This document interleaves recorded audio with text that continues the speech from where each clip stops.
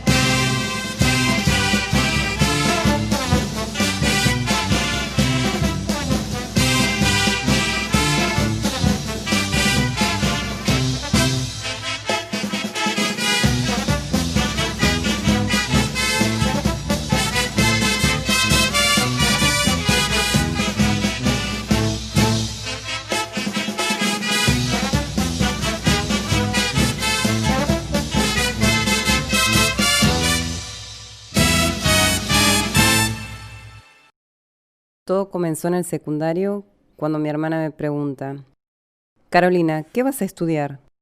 Tenés 3 años y comenzás la facultad. Estaba en Santiago del Estero y en esa época la universidad tenía re pocas carreras. Mi papá quería que sea médica o abogada, ninguna me gustaba. Medicina un poco me atraía, pero los fármacos y la sangre no mucho.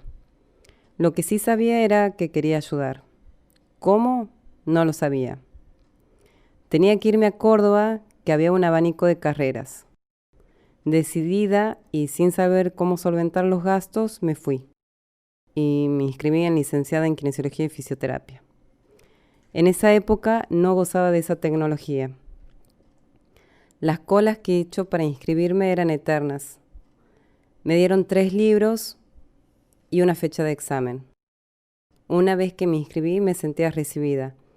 Había hecho mucho viaje, un día súper agotador. Entre tantos tenía un curso de ingreso y era eliminatorio, o sea que sí o sí tenía que aprobar el examen. Me fui y era un examen múltiple choice de 100 preguntas en 3 horas. Jamás había hecho un examen tan largo. Entré a la Universidad Nacional de Córdoba a estudiar licenciatura en Kinesiología y mi papá, al verme tan decidida, decidió ayudarme económicamente. Me recibí, hice las prácticas hospitalarias y comencé la residencia de honores. Lo que hacía no me llenaba el corazón. Hice respiratorio, neuro, pediátrico, estética. Traumato un poco me gustaba, pero no me veía haciendo eso. Obvio, entré en crisis. Fui a terapia a ver si la psicóloga me ayudaba a ver algo que no estaba viendo. Pensaba estudiar otra cosa, pero tampoco sabía qué. Comencé a ver los posgrados y eran más de lo mismo. Y había uno nuevo que alguien me lo había comentado y me había quedado resonando en la cabeza. Comencé el posgrado en osteopatía.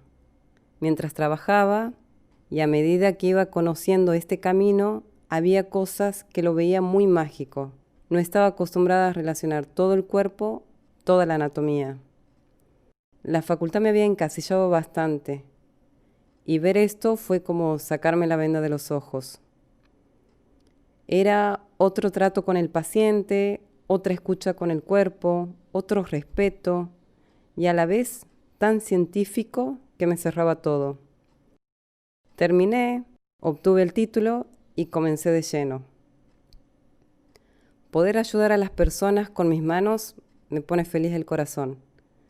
Y así fue como sigo en este camino y sigo estudiando. Totalmente agradecida a la vida de encontrar mi profesión.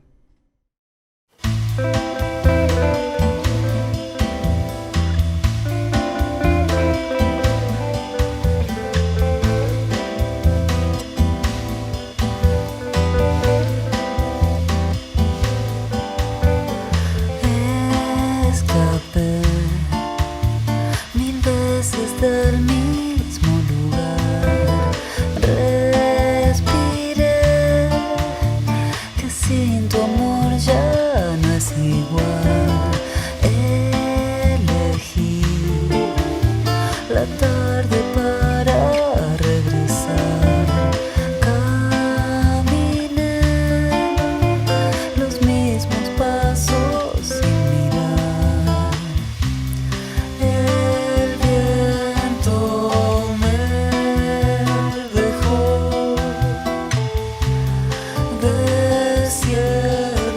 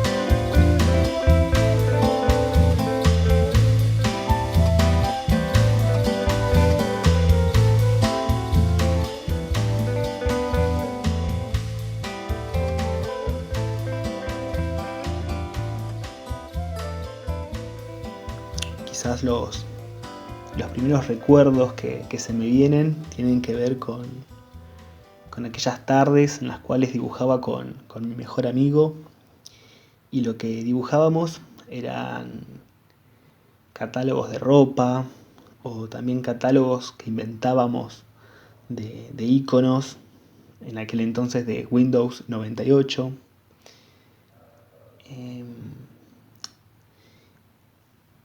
Eso por un lado. También, por ejemplo, recuerdo cómo me interesaban conservar y guardar todos los packagings, es decir, los envases de los muñecos que me compraban, porque me parecía muy interesante todo lo que podía verse en el reverso de aquel envase.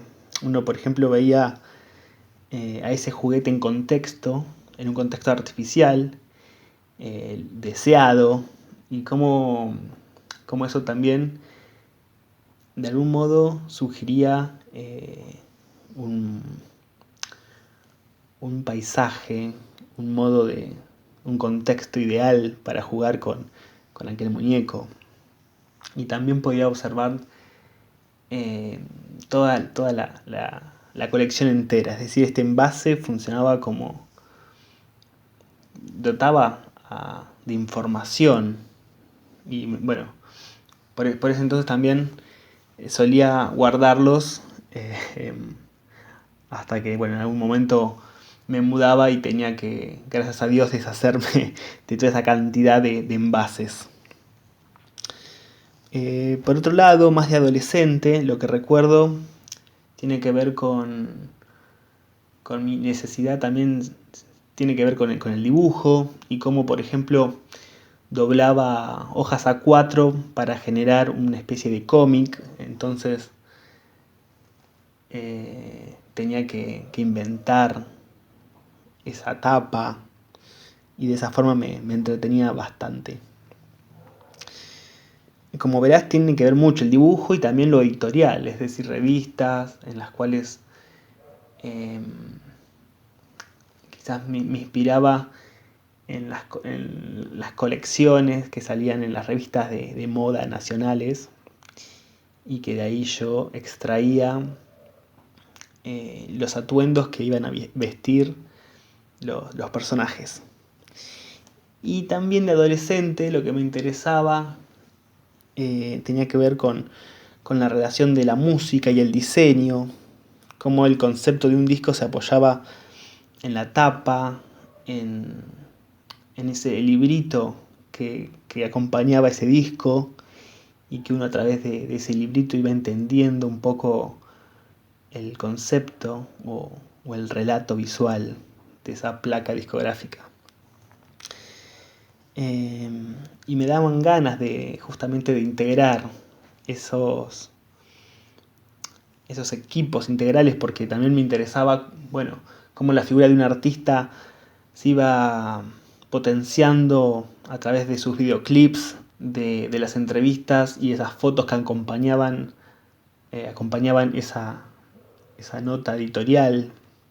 Y bueno, de algún modo siento que lo que siempre me interesó del diseño es esto que generar un relato. Es decir, cómo el diseño genera un relato, apoyándose en recursos visuales, y que eso lo que genera el diseño es potenciar propuestas de un otro. Puede ser un músico o un artista mismo, o bueno, cualquier emprendimiento o cualquier empresa. Lo importante es tener en claro qué es lo que se busca relatar de manera visual. Otras cosas que recuerdo tienen que ver con, también cuando tenía 11 años, me pasaba muchas horas entendiendo utilizar el PowerPoint o programas que tenían que ver con componer visualmente. Yo en esos PowerPoint lo que hacía era también de mis series o mis dibujos animados favoritos, era también hacer una especie de cómic virtual o digital y animando cada parte.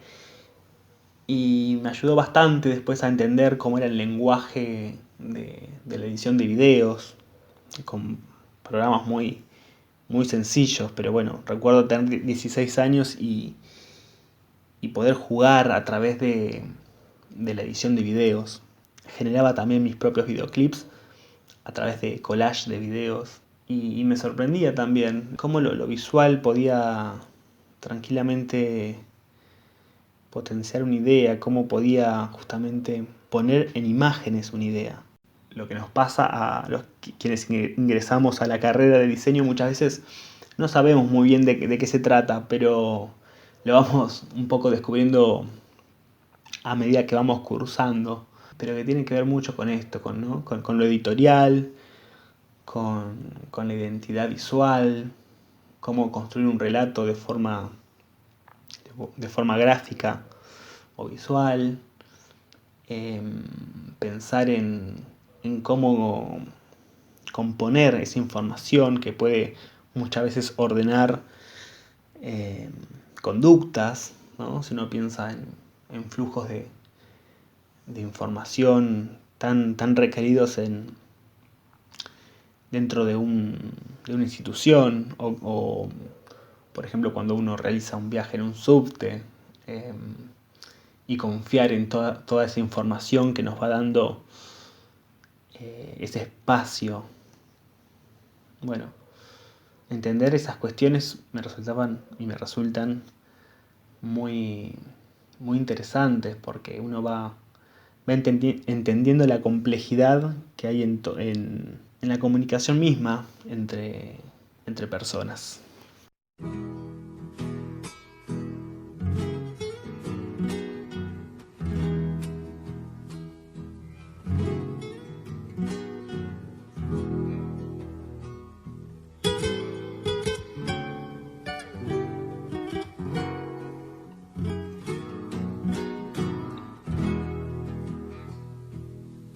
Soy ese que va silbando tarde adentro en los caminos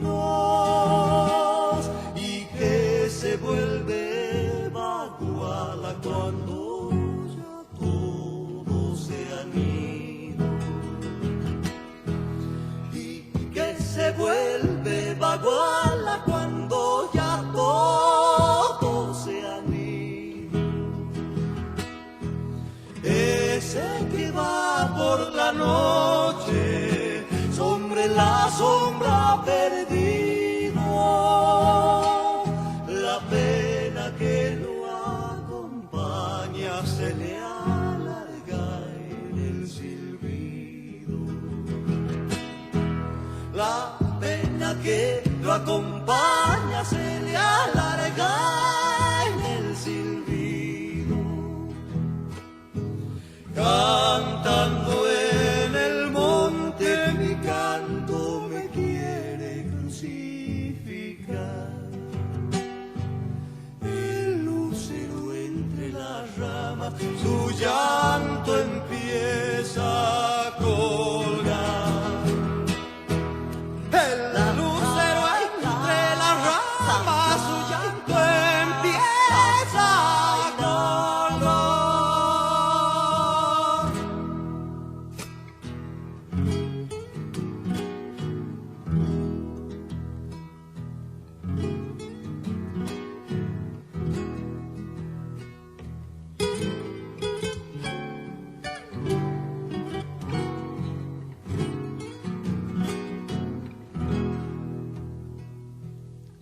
soy el que en los arenales del Chaco pasa dejando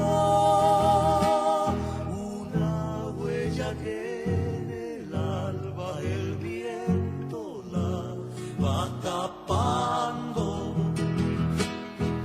Una huella que en el alba el viento la va tapando. Cuando termine de irme, tal vez cuando esté lleno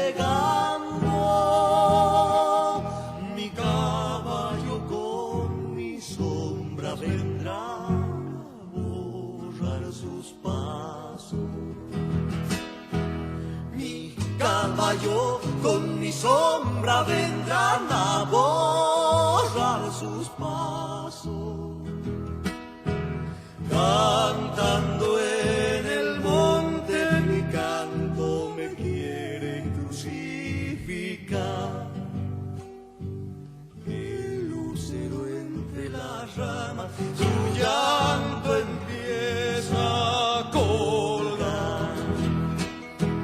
El lucero entre las ramas, su llanto empieza a colgar. Buenas, ¿cómo va? Soy Leo Cáceres, estudiante de música y de guitarra de Playa Unión. Bueno, me han invitado a contarles un poco sobre mi vínculo con la guitarra. Mi vínculo con la guitarra comienza quizás no de la manera más convencional o más usual, que es que una persona ve a otra tocar, se emociona y se interesa y quiere intentarlo, sino que yo en realidad empecé tocando el teclado. Mi madre, cuando yo era chico, era de esas personas que le buscan a los peques como actividades aparte del colegio o de la escuela para hacer. Y bueno, probé con rugby, con ajedrez, con varias otras cosas más, pero con la música enganché enseguida. Enganché y se fue como haciendo parte de mi rutina. En todo eso yo venía como tocando el teclado, súper conectando por ahí, y la palabra guitarra me llega como con peso y se queda en mí con cierta importancia. Una vuelta que estaban mi viejo y un tío haciendo un asado en el quincho, yo tendría 12 o 13 años, y entré al quincho a buscar algo muy de pasada, y cuando iba saliendo, este tío me pregunta, Leandro, ¿te vas a tocar algo? No sé qué cosa.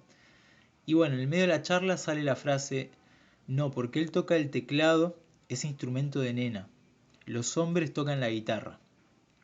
Y yo me acuerdo que en el momento me quedé súper molesto, más allá de esta frase que usaron, que ahora quizás la podemos ver con otros ojos, interpretarla de otra manera. En el momento me quedé súper enojado porque me estaban bardeando algo que me importaba realmente mucho. Hasta creo que salí de ahí y me fui a tocar un poco el teclado como para conciliarme con ese querer. Así que bueno, ese fue como un primer encuentro, y también me pasó en la casa de un amigo que nada, tenía una guitarra, la pude tener como en mis manos, y recuerdo el intentar tocar, como decirle, bueno, decime dónde están las notas y yo toco algo. Y él me explicó que no, que acá se pulsaban las notas de este lado, con esta otra mano había que hacer otra mecánica, de tocar así y asá. Y recuerdo que en el momento fue como mucho menos amable que el teclado para tocar. No pude tocar nada y me quedé con esa sensación como de desafío, ¿no? De tener que hacer algo con esto. Tipo, esto no me puede estar ganando, tengo que poder tocar algo en este instrumento. Así que bueno, me quedé muy manejado, le pedí a mi vieja y a mi viejo que me compre una guitarra, empecé a tomar clases. Y de a poco fui también encontrándome en ese estudiar y en ese desafío con las cosas lindas que tiene el instrumento. Principalmente creo que es esto de poder colgarte la guitarra al hombro y salir y llevarte la música o el objeto que representa la música a todas partes, ¿no? Así no hubiera luz, fuera de noche, de día, donde fuera, lejos de casa o cerca, el poder hacer música. Y de a poco se fue volviendo como más y más importante para mí, le fui dando más lugar en mi vida. Me fui encontrando con que, nada, de repente me miraban las vidrieras, siempre la imagen de una persona con la guitarra colgada al hombro, cual tortuga que lleva su caparazón. Y nada, me fui acostumbrando a esto de tener bajo el antebrazo derecho la guitarra siempre ahí. Y que también me empiecen como gente que me conoce por el que toca la guitarra, ¿no? Y bueno, se fue haciendo más importante, empecé a tocar con gente en una cuestión quizás performativa, ¿no? De tocar en un escenario frente al público. Y me fue pasando de empezar a compartir otras cosas, de conocer gente y de repente encontrarme en la casa de alguien que no conozco, tocando para animar una fiesta, una guitarreada, un cumpleaños, un casamiento, tocando para bailarines, para actores, tocando en un montón de situaciones como súper nuevas para mí. Y también me empezó a pasar de tomarlo como un trabajo, de empezar a hacer como una especie de carrera artística, en ese momento lo pensaba así, y de empezar a viajar. y conocer pueblos del interior o de repente conocer otra parte del país, otra provincia. Y en todas estas secuencias recuerdo que siempre tuve por lo menos un momento, aunque sea pequeño, de pensar, esto lo estoy viviendo porque toco la guitarra. Es como la llave hacia estas vivencias que si no, no las hubiera tenido o no las hubiera vivido desde este lugar, ¿no? Así que bueno, eso ha sido como súper importante para mí, se ha como cobrado un lugar importante en mi vida. Y también me ha pasado de que de a poco fui como resignificando esto del ser artista, como dejando esa cosa más primera que uno tiene cuando es chico, de querer tener una banda y pegarla y no sé, y andar por ahí, vivir de eso, y recorrer el mundo. Y lo fui cambiando por esta cosa más cotidiana de tocar, de una cercanía con la gente con la que toco, tanto con mis compañeros y compañeras de la música como con el público, ¿no? De estar tocando y ver que hay gente que quizás aplaude o se mueve o baila o canta las canciones o llora durante una música. Todas cosas muy intensas que me resignificaron la música como para este lugar de compartir y que pasen cosas. Así que bueno, eso ha sido como bastante importante. Y otro momento muy importante fue cuando estaba saliendo de la secundaria y una profesora de música mía me ofrece dar clases en un espacio cultural que ella tenía, en Playa Unión. Y recuerdo que en el momento me volvió como este desafío para con la guitarra, para conmigo y esta vez para con otras personas, ¿no? El pensar, uy, ¿cómo voy a hacer para que la otra persona entienda lo que quiero transmitirle? Y nada, me ha pasado darle clases a peques, muy muy peques, a gente muy grande que viene con esto de no, porque yo soy grande, podré tocar igual. Y tratar de acompañarles el proceso de la mejor manera que pueda, de la manera que a mí me hubiera gustado que acompañen el mío. Y de pensar, ¿cómo voy a hacer para explicarle? Como todo el tiempo replanteando lo que sé con las palabras que lo sé. ¿Puedo saberlo con otras palabras? ¿Puedo explicarlo de otra manera? ¿Sirve esto? Si le digo tal cosa que me ha funcionado con 7 alumnos y al octavo no funciona, ¿qué hago en ese caso? Así que me ha puesto a replantearme un montón de cosas, han tomado otro peso las palabras, pero bueno, siempre la guitarra ahí como el instrumento con el que no solo se hace música, sino con el que también puedo conectar con gente de otra manera.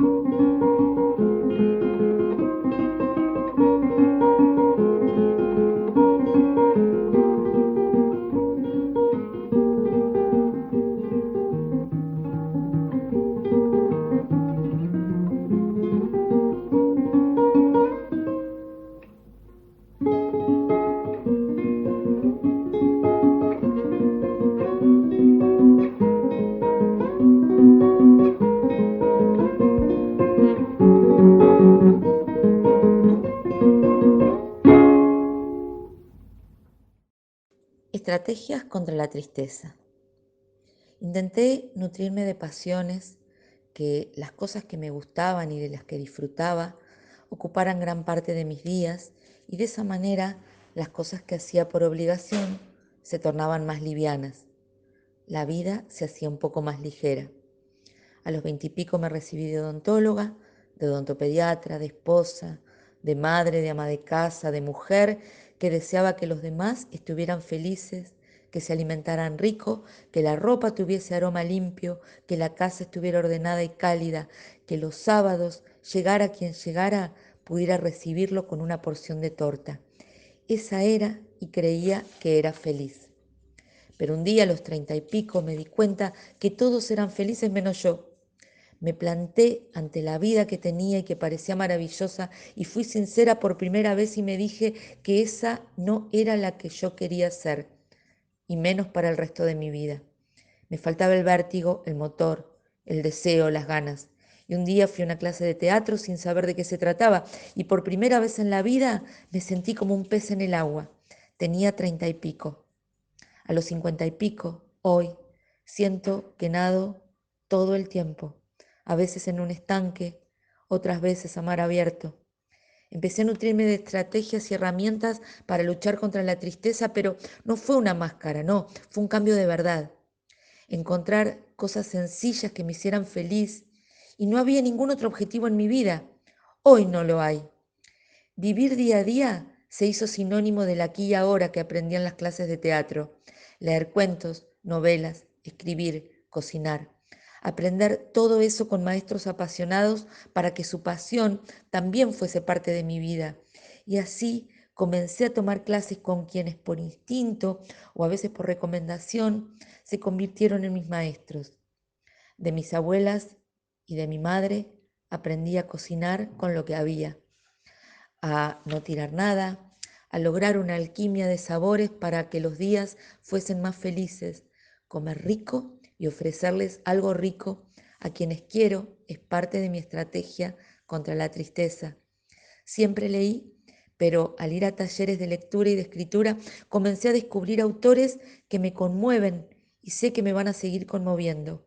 Llorar con un cuento o una novela es llorar por mi propia historia, porque esos personajes están en mí desde que abro el libro. Ya son mi creación. El autor les pone las palabras, pero yo les pongo el alma. Y por último está la escritura, esa otra herramienta antitristeza. Pienso, escribo, imagino, escribo, busco, escribo. Y así al cabo de un rato, como una gran cocinera, comienzo a sazonar, a degustar, a convidar a los otros, esos que son mis escritos. Se mezclan las palabras con las mandarinas, los cuentos con el membrillo, las novelas con los alcauciles que cocinaba mi abuela. Ahora que no hay abrazos ni personas a quien poder abrazar, me abrazo a la que encontré, gracias a ese deseo de quererme mejor, mejor mujer, mejor amiga, mejor madre. Tomo una mandarina, la pelo, huelo la yema de mis dedos y huele a futuro y a esperanza, o al menos al deseo que así sea.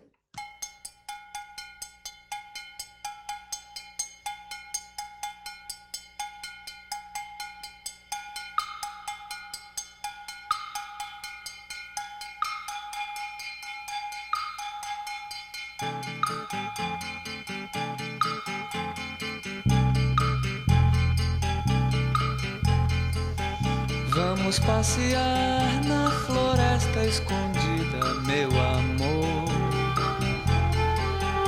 Vamos passear na avenida. Vamos passear nas veredas no alto, meu amor. Há uma cordilheira sob o asfalto. Estação primeira de Mangueira passa em ruas largas, passa por debaixo da Avenida Presidente Vargas. Presidente Vargas, Presidente Vargas.